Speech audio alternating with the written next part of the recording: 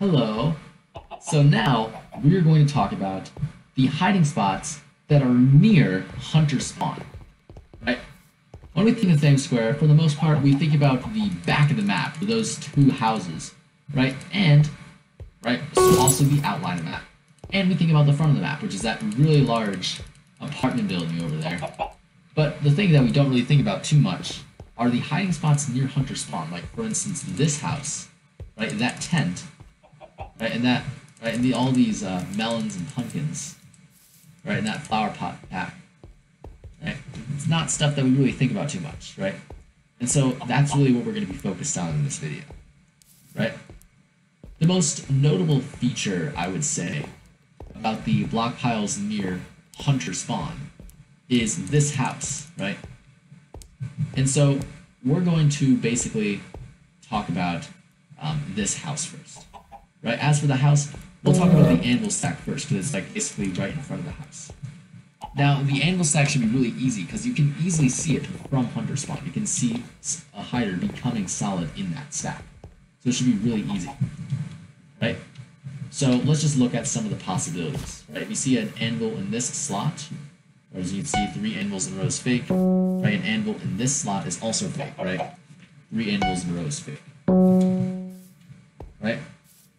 Or you might even see an anvil hide behind the stack, like right here. Right, basically just stuff like that, right? You should be able to see it from hunter spawn. Not super common, but it does happen, right? So, another thing on the outside of the house is this melon stack, right? It's really easy stack, right? We see a total of 4 melons, right? So if we see a melon leaning up against this window right here, like this, it's fake, right? And basically a melon anywhere that's messing into this structure that we already sort of see. Right? Any one of those 3 spots could happen. And the other thing is there could be a melon in this corner right here as well, so you don't want to forget a spot like that. Right, so stuff like that is important to remember. Right, so now we're going to go to the inside of this house. As you can see, there's 3 openings. Right? There's actually 2 doors there which you can open. And this one doesn't have a door. So really, 3 ways to move about this house. Right. For the downstairs, all we have are anvils. Right. Right. And I just get stuck. If you do that, you get unstuck. You see a cube of anvils like this. This is fake. This is something like that. Right. Also, if you see an anvil on the side of the stack like this, it's fake. Right. Or again, an anvil on the side of the stack like that, it's fake. Right, another thing you might see is you see the anvils go way too high up like this. But I don't actually think I've seen this one too much, so don't worry about it. This is something you'll probably pass by with radar, so I won't worry about it too much. In the upstairs, again, we only have 1 block left, right? It's bookshelves. Right, bookshelves, not super bad, right? You should remember, if you see a square of bookshelves like that, it's fake. If you see 3 bookshelves on top of each other like this, it's fake. Or if you see a bookshelf right in front of the window like this, right, blocking the window, it's fake. Next, we go to the upstairs of the house. Right, the upstairs of the house is pretty easy, right? Nothing really much. But you'll many times see hiders hiding behind it like this, relative to hunter spawn. Right, typically flower pots. I had to say that as well, like it made sense. Right, well, that's basically it for the contents of this house.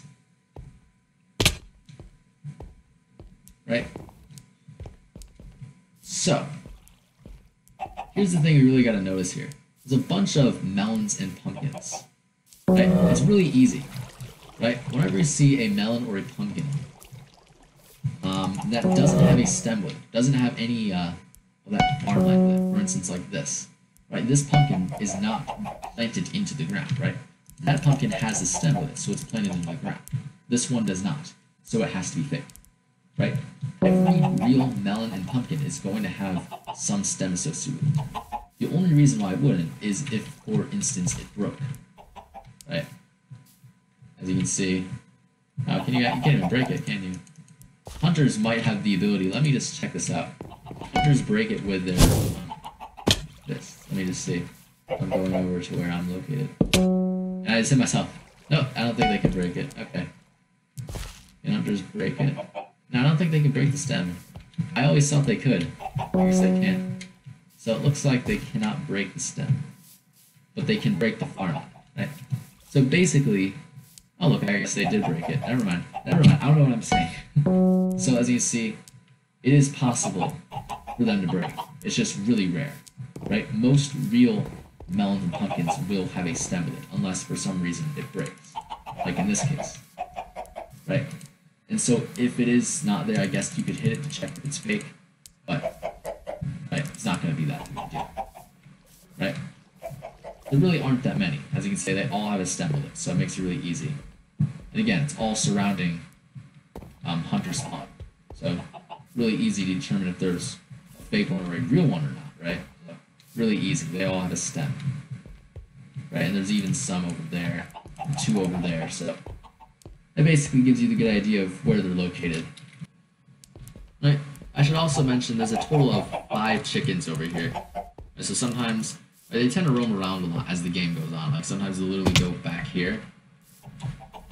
But still, you should just keep in mind you'll sometimes see hiders hide as a chicken, right? But there should be a total of 5. Right? That's basically it. So, we've gone over melons and pumpkins with stems. Looks like that one doesn't have one anymore. Okay, but basically we've gone over that. There's some other spots you might see though. For instance, you can become solid right here. So, as you see, something like that is possible. So, again, yeah. You can see something like that. I think you can see there's also a hole right here they could hide in. Right, so something like that. That's basically the idea. Right, in the back right here, we have this flower pot stack. You typically never see any flower pots hide here, though. It's just really rare. It's happened, but it doesn't really happen that much. Right? And it's pretty easy to memorize, because all of them sort of connect with each other directly. If you ever see something where it's sort of not all a direct connection, sort of kind of, right, you can kind of think of this as a wire that's not really coiled up. It sort of goes on continuously. It doesn't like bend or anything. You can think of if there's a flower pot right here, it sort of looks like the wire has a knot in it, right? So visually, the idea might make sense. Right? You should also never see a flower pot go right here, because then it sort of looks like it's not really a continuous wire anymore. It sort of branches off into 2 paths. So this would be fake. That's the way I like to think about it. Right? You're typically never going to see anyone hide here, so you'll almost never see a flower pot hide here or here. That's why you don't really have to worry about it too much. Right? Going over here, right, we have a really easy tent. Right? If you recall, right, we sort of had something similar to that, but it's like almost nothing related, right? With the green tent we had, right, flower pots and cakes, which is a lot more common than what we see near hunter spawn. Right? This one's a lot less common. Probably something you'd catch with radar. Right?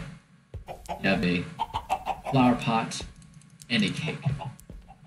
Right? If you see one hiding on it, like right here, like something in addition to it would be fake. Right? So something like that. Alright.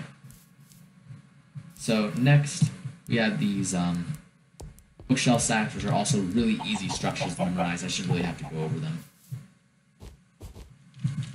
Hiders can also hide on top of this red tent, but it's usually non-ideal hiders that will hide on top of the tents in the front of the map, right? Like on top of this tent, on top of this tent, on top of the brown tent, right, the green tent, all these tents in the front of the map. If you see a hider hiding on top of them, like a chicken, they're usually going to be non-ideal. So keep that in mind. If you suspect a non-ideal hider, like a pro hider, definitely consider those tents as a possibility, because it happens a lot. So that's really what we have for that. I think that just about covers everything that's like near hunter spawn. Right, the next thing we're going to talk about, right, in the next video is we're going to talk about the front of the map, but not the apartment. We're going to talk about basically the green tent here, that note block pile, right, the pumpkin pile, talk about the furnace stack, move all the way over here and talk about bookshelves and the mushroom area. Right, and that's basically what we're going to be talking about in the next video. So that is pretty much it.